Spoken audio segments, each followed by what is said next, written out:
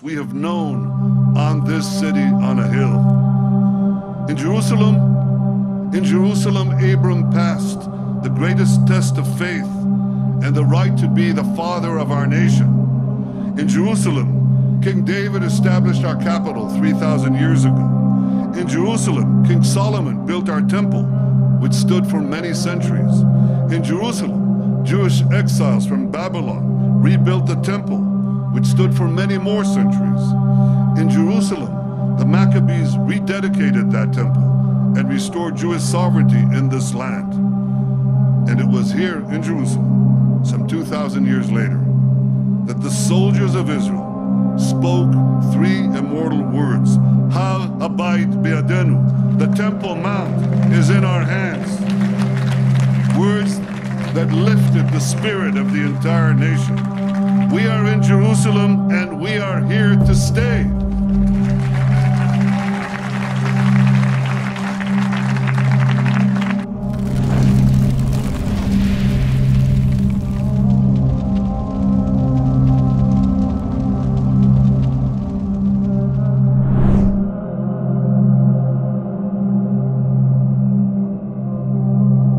ইন্নাল হামদুলিল্লাহ ওয়া সালাতু ওয়াস সালামু আলা রাসূলিল্লাহ আম্মা বাদ।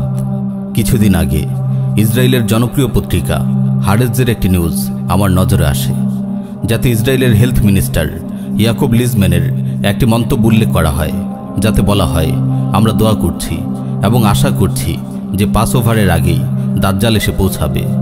পাসওভার তাদের একটি ধর্মীয় উৎসব। নিউজটি প্রকাশিত হয় 16 মার্চ 2020-এ। ইসরায়েলের আরেকটি জনপ্রিয় পত্রিকা ইসরায়েল টুডের আরেকটি নিউজ আমি দেখি, যার শিরোনাম ছিল ইসরায়েলি রাব্বি বলেছেন তিনি ইতিমধ্যেই দাজ্জালের সঙ্গে দেখা সাক্ষাৎ শুরু করেছেন। নিউজটি প্রকাশিত হয় 15 অক্টোবর 2020-এ। এই নিউজ দুটি পড়ে আমি একটু আশ্চর্য হই। ইহুদিরা বিশ্বাস করে ফিলিস্তিন ইহুদিদের প্রতিশ্রুত পবিত্র ভূমি। কিয়ামত পর্যন্তের জন্য আল্লাহ তাআলা ফিলিস্তিনকে, বিশেষ করে জেরুজালেমকে ইহুদিদের দান করেছেন। এতে খ্রিস্টান ও মুসলিমদের কোনো অধিকার নেই। তারা অন্যায়ভাবে এই ভূমি কবজা করেছে। এই বিশ্বাসের ভিত্তিতেই তারা গ্রেটার ইসরায়েল প্রতিষ্ঠার স্বপ্ন দেখে, যেটি তাদের প্রাচীন আবাসভূমি নীল থেকে ফোরাত এবং খায়বার থেকে কেনানা পর্যন্ত বিস্তৃত। ইহুদিরা আরও বিশ্বাস করে শেষ জামানায় তারা তাদের প্রতিশ্রুত ভূমি ফিলিস্তিনে ফিরে আসবে। ফিরে আসার এই সফরকে তারা বলে এলিয়া। বিংশ শতাব্দীর শুরুর দিকে বেলফোর ডিক্লারেশনের মাধ্যমে ফিলিস্তিনের বুকে ইহুদিদের বসতি স্থাপনকে তারা এলিয়া বলে বিশ্বাস করে। তাদের আরও একটি গুরুত্বপূর্ণ বিশ্বাস হল শেষ জামানায় সর্বশেষ মাসিহ এসে হাইকেলে সুলাইমানি বা থার্ড টেম্পল নির্মাণ করবে এবং গোটা বিশ্বে সুলাইমান আলাইহিস সালামের আদলে ইহুদিদের বৈশ্বিক সাম্রাজ্য প্রতিষ্ঠা করবে। ফিলিস্তিনকে কেন্দ্র করে গোটা বিশ্ব ইহুদিরা শাসন করবে। তাদের এই সর্বশেষ মাসিহ আসলে মাসিহে দাজ্জাল, যাকে হত্যা করার জন্য ঈসা আলাইহিস সালাতু ওয়াস সালাম আসমান থেকে নাজিল হবেন। আল্লাহ রাব্বুল আলামিনের তৌফিক শামিলে হাল হলে ইহুদিদের আকীদা বিশ্বাস, গ্রেটার ইসরায়েল ষড়যন্ত্র এবং শেষ জামানার হালচাল নিয়ে বিস্তারিত অন্য কোনো মজলিস আলোচনা করব ইনশাআল্লাহ। আজ কেবল দাজ্জাল সম্পর্কিত একটি গুরুত্বপূর্ণ হাদিস উল্লেখ করে শেষ করব। দীর্ঘ এই হাদিসটি ফাতিমা বিনতে কাইস রাদিয়াল্লাহু আনহার সূত্রে ইমাম মুসলিম রাহিমাহুল্লাহ তার সহিহ গ্রন্থে সংকলন করেছেন। একদিন রাসূল সাল্লাল্লাহু আলাইহি ওয়াসাল্লাম সালাত আদায় করে মিম্বরে বসলেন। তার মুখে হাসি। তিনি বললেন, লিয়ালজাম কুল্লু ইনসানিন মুসাল্লাহ, সবাই যার যার স্থানে বসুন। সবাই স্থির হয়ে বসলে তিনি বললেন, আতাদরুনা লিমা জামাআতুকুম, তোমরা জানো তোমাদের সবাইকে কেন একসাথে বসতে বলেছি? সবাই বললেন, আল্লাহ তার রাসূলই ভালো জানেন। তিনি বললেন, ওয়াল্লাহি, আমি তোমাদেরকে কোনো বিষয় উৎসাহিত করার জন্য কিংবা ভয়ভীতি দেখানোর জন্য সমবেত করিনি। আমি তোমাদেরকে এই খবর দেওয়ার জন্য একত্রিত করেছি যে তামিমে দাড়ি ছিল একজন খ্রিস্টান। সে আমার হাতে ইসলাম গ্রহণ করেছে। সে আমাকে এমন একটি ঘটনা বলেছে যেটি মাসিহে দাজ্জাল সম্পর্কে আমি তোমাদের যা বলতাম তার সঙ্গে মিলে যায়। সে আমাকে বলেছে একবার সে লাখমো জুসাম গোত্রের 30 জন লোকের সঙ্গে জাহাজে চেপে সামুদ্রিক সফরে বের হয়। সহসা একদিন সমুদ্রে প্রবল ঝড় উঠে পুরো একটি মাস তারা দিগ্ভ্রান্ত হয়ে ঢেউয়ের তালে ভাসতে থাকে। একদিন সূর্যাস্তের পূর্ব মুহূর্তে তাদের জাহাজ সমুদ্রের মাঝে এক দ্বীপে গিয়ে ভিড়ে। তারপর তারা ছোট ছোট নৌকায় বসে ওই দ্বীপে প্রবেশ করে। জাহাজ থেকে অবতরণ করা মাত্রই প্রচুর লোমযুক্ত এক অদ্ভুত প্রাণীর সঙ্গে তাদের সাক্ষাৎ ঘটে। অত্যধিক কেশ দিয়ে সারা গা ঢাকা থাকার কারণে প্রাণীটির অগ্রপশ্চাৎ কিছুই বোঝা যাচ্ছিল না। তারা বলল, হতভাগা, কে তুই? প্রাণীটি বলল, আমি গুপ্তচর। তারা বলল, গুপ্তচর মানে? প্রাণীটি বলল, হে লোকেরা, তোমরা আশ্রমে ওই ব্যক্তিটির কাছে চলো, কারণ তিনি তোমাদের সংবাদ জানার জন্য অধীর আগ্রহে অপেক্ষারত। তার মুখে এক লোকের কথা শুনে আমরা শঙ্কিত হলাম যে সে আবার শয়তান না তো, তাই দ্রুত তার কাছ থেকে সরে পড়লাম।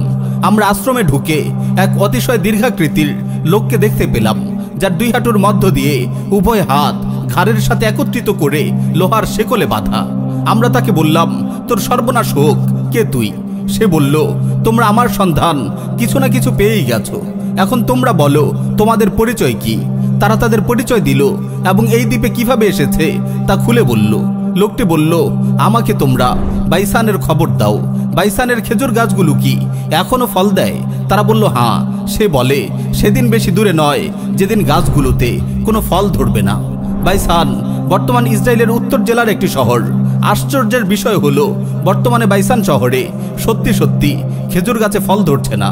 এরপর সে বলল, আমাকে তবারিয়া উপসাগরের খবর দাও, সেখানে কি এখনো পানি আছে? তারা বলে, সেখানে প্রচুর পানি আছে। সে বলল, অচিরেই সেখানকার পানি শেষ হয়ে যাবে। তবারিয়া উপসাগর বর্তমানে সি অফ গেলিলি বা গেলিলি সাগর নামে পরিচিত। এটি সিরিয়া, জর্ডান ও ইসরায়েল সীমান্তের কাছে ইসরায়েলের উত্তর পূর্ব অংশে গোলান হাইটস এবং গেলিলি অঞ্চলের মাঝখানে অবস্থিত। আশ্চর্যের বিষয় হলো, 2018 সালের 27শে আগস্ট আল আরাবিয়া প্রকাশিত একটি রিপোর্টে বলা হয়, তবারিয়া উপসাগরের পানি বছরের পর বছর ধরে কমতে কমতে ব্ল্যাক লাইনের কাছাকাছি পৌঁছতে যাচ্ছে। 2018 সালের ডিসেম্বরে iNews 24-এ অনুরূপ একটি রিপোর্ট প্রকাশিত হয়।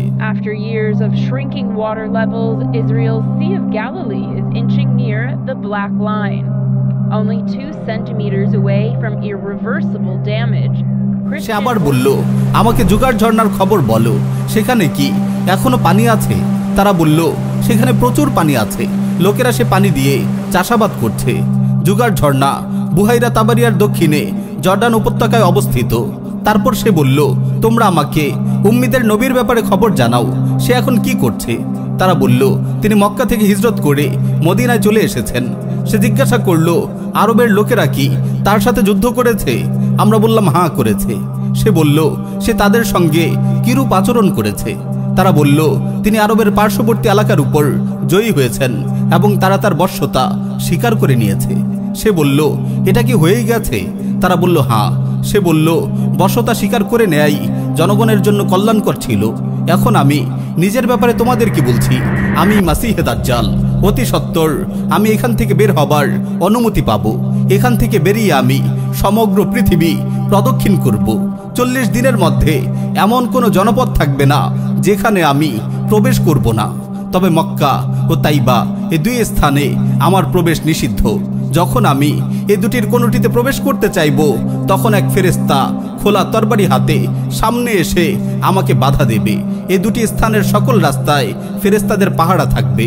এ পর্যন্ত বলে রাসূল সাল্লাল্লাহু আলাইহি ওয়াসাল্লাম তার হাতের লাঠি দিয়ে মিম্বারে আঘাত করে বললেন, হাযিহি তাইবা, হাযিহি তাইবা, হাযিহি তাইবা। এ হচ্ছে তাইবা, এটি তাইবা, এটি তাইবা।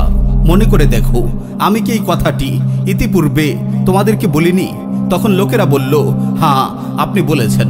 রাসূল সাল্লাল্লাহু আলাইহি ওয়াসাল্লাম বললেন, তামিমে দাড়ির কথাটি আমার খুবই ভালো লেগেছে, যেহেতু তা আমি তোমাদেরকে দাজ্জাল, মদিনা এবং মক্কা সম্পর্কে ইতিপূর্বে যা বলেছি তার সঙ্গে সামঞ্জস্যপূর্ণ।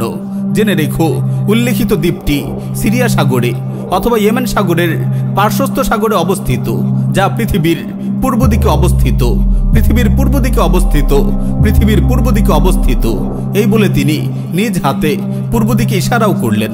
প্রিয় ভাই ও বোন, ইসরায়েলের সাবেক প্রেসিডেন্ট নেতানিয়াহু সুস্পষ্ট ভাষায় তাদের ইহুদি এজেন্ডাগুলোর কথা সদর্পে ঘোষণা করেছে।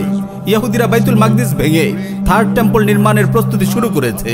ইহুদি রাব্বিরা দাজ্জালের সঙ্গে যোগাযোগ করার দাবি করছে। আমরা জানি না ঠিক কবে দাজ্জালের আবির্ভাব ঘটবে, কিন্তু এখন আপনারা নিজ চোখেই দেখছেন দাজ্জালের ফিতনা ও চক্রান্ত দুনিয়ার কোনায় কোনায় পৌঁছে গেছে। এই হাদিস থেকে স্পষ্ট হয়ে যায় আর অগণিত বড় বড় ফিতনা ও বিপর্যয় আমাদের দিকে ধেয়ে আসছে। তাই নিজেদের ঈমান ও আমলের ব্যাপারে সতর্ক থাকুন। দাজ্জালের ফিতনা থেকে বাঁচতে নিয়মিত সূরা কাহফের আমল করুন। দোয়া করি আল্লাহ রাব্বুল আলামিন আমাদের সবাইকে ঈমান আমলের সঙ্গে রাখুন, সব ধরনের ফিতনা ফাসাদ থেকে হেফাজত করুন। আমিন ইয়া রাব্বাল আলামিন।